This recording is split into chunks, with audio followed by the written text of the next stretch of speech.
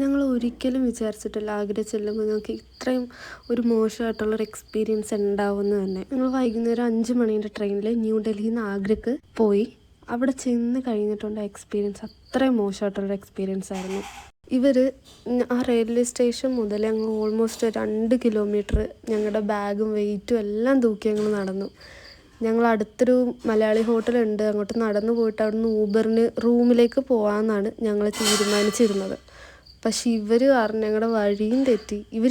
നമ്മൾ കുറച്ചങ്ങ് നടന്ന് മുമ്പോട്ട് ഇവർ പോകുമെന്ന് വിചാരിച്ച്. എവിടെ നിന്ന് ഇവരൊരു 10-15 ഓട്ടോക്കാർ ഞങ്ങളുടെ പുറകെ ഇങ്ങനെ, രാത്രി ഒരു 10 മണിയായിട്ടുണ്ടാവും. ഈ ടൈമിൽ ഒരു മനുഷ്യൻ പോലും ഞങ്ങൾ തിരിഞ്ഞു നോക്കണ്ടായില്ല. കാരണം ഇത്രയും പേര് നമ്മുടെ പുറകെ ഇങ്ങനെ വന്നുകൊണ്ടിരിക്കുക.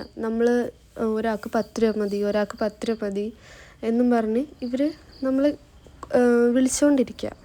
ഞങ്ങൾ റോഡിലൊന്ന് ഇന്ന് കഴിയുമ്പോഴുള്ളൊരവസ്ഥ ഇവർ ഞങ്ങളുടെ ചുറ്റും വന്നിങ്ങനെ നിൽക്കുക, ഞങ്ങൾ എന്താ ചെയ്യണമെന്ന്. അവസാനം വേറെ വഴിയില്ലാഞ്ഞിട്ട് ഞങ്ങൾ അവരോട് ചൂടാവുകയൊക്കെ ചെയ്തായിരുന്നു. അവസാനം ഞങ്ങൾ അവിടുന്ന് ഊബർ വിളിച്ച് പോവുകയുണ്ടായിരുന്നു നേരെ റൂമിലേക്ക്. സത്യം പറഞ്ഞാൽ ഞങ്ങൾ ആദ്യം ഊബർ വിളിക്കാത്തതിൻ്റെ കാരണം എന്താണെന്ന് വെച്ചാൽ ഞങ്ങൾ അവിടെ നിന്ന് ഹോട്ടലിൽ പോയി ഫുഡ് കഴിച്ചിട്ട് റൂമിൽ പോയി റെസ്റ്റ് എടുക്കാമെന്ന രീതിയിലായിരുന്നു. പക്ഷെ എന്ത് ചെയ്തിട്ട് ഇവർ മാറുന്നില്ലാത്തതുകൊണ്ട് പിന്നെ ഊബർ വിളിക്കേണ്ടി വന്നു അവിടെ നിന്ന് തന്നെ. അപ്പോൾ ഇനി ആഗ്ര പോകാൻ പ്ലാനുള്ളവർ ഇതൊക്കെ ഒന്ന് ശ്രദ്ധിച്ചിട്ട് പോവുക.